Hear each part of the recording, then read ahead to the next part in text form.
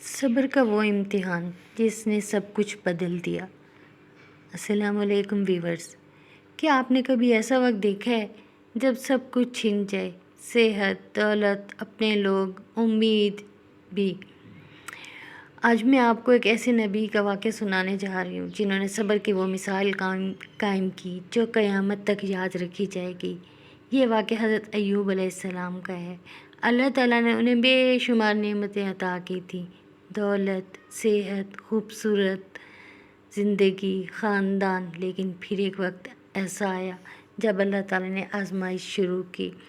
آہستہ آہستہ سب کچھ چھن گیا، دولت ختم ہو گئی، اولاد جدا ہو گئی اور جسم ایک سخت بیماری میں مبتلا ہو گیا۔ لوگ دور ہونے لگے، رشتے ٹوٹ گئے اور وہ اکیلے رہ گئے۔ سوچیں، ایک انسان پر اتنی بڑی آزمائش، لیکن کیا انہوں نے شکایت کی؟ کیا انہوں نے اللہ سے گلہ کیا؟ نہیں، انہوں نے صبر کیا، خاموشی سے اللہ پر یقین کیا۔ قرآن مجید میں آتا ہے، بے شک ہم نے انہیں صبر کرنے والا پایا۔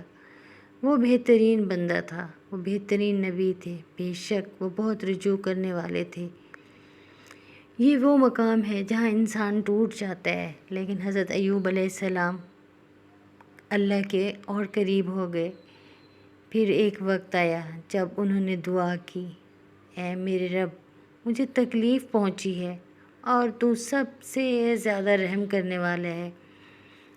دیکھیں، یہ شکایت نہیں، صرف عاجزی تھی، صرف دعا تھی اور مکمل یقین تھا۔ اور پھر اللہ تعالیٰ نے جواب دیا، ایک حکم دیا اور شفا عطا کر دی۔ ان کی بیماری ختم ہو گئی، صحت واپس آ گئی اور جو کچھ کھویا تھا اللہ نے اس سے بھی بہتر عطا کر دیا۔ یہ ہے صبر کا صلہ، یہ ہے اللہ پر یقین کا ایمان۔ آج ہم چھوٹی سی مشکل میں بھی ٹوٹ جاتے ہیں، مایوس ہو جاتے ہیں، اللہ سے شکوے کرنے لگتے ہیں کہ یا اللہ، ہم پر کیسی مصیبت آن پڑی ہے، ہم اس مصیبت سے کیسے نکلیں گے؟ اور ہم اللہ کو بھول جاتے ہیں، اس پروردگار کو بھول جاتے ہیں جس نے ہمیں پیدا کیا، جس نے ہمیں تخلیق کیا، جس نے ہمیں عقل دی، جس نے ہمیں جسم دیا، جس اللہ نے ہمیں ایک خوبصورت زندگی دی۔ ہم اسی سے شکوہ کرنے لگتے ہیں، ذرا سی تکلیف پر ہم پریشان ہو جاتے ہیں۔ لیکن یاد رکھیں، حضرت ایوب علیہ السلام جیسی آزمائش میں صبر ہو سکتا ہے تو ہماری مشکل بھی آسان ہو سکتی ہے۔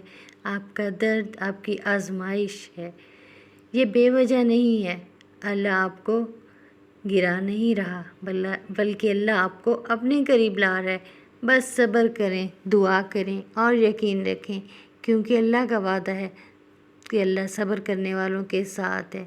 اگر یہ پیغام آپ کے دل تک پہنچا ہے تو پلیز میرے چینل کو سبسکرائب کر کے جائیں، اللہ سے اپنی محبت کا اظہار کر کے جائیں، اس پر یقین اور بھروسے کا اظہار کر کے جائیں، تاکہ ایسے مزید ایمان کو بڑھانے والے پیغامات باقی لوگوں تک بھی پہنچتے رہیں۔ اور یاد رکھیں، جو لوگ اللہ پر بھروسہ کرتے ہیں اللہ انہیں کبھی اکیلا نہیں چھوڑتا۔ تو کسی بھی تکلیف میں، غم میں، پریشانی میں، مشکل میں، دکھ میں، کسی در پر جانے سے بہتر ہے آپ اپنے اللہ سے بات کریں، اللہ سے اپنے دل کی بات کریں، اللہ سے کہیں یا اللہ میں تکلیف میں ہوں، میری تکلیف دور کر، یا اللہ میں مشکل میں ہوں، میری مشکل آسان کر، یا اللہ میں پریشان ہوں، میری پریشانی سے مجھے نجات دے۔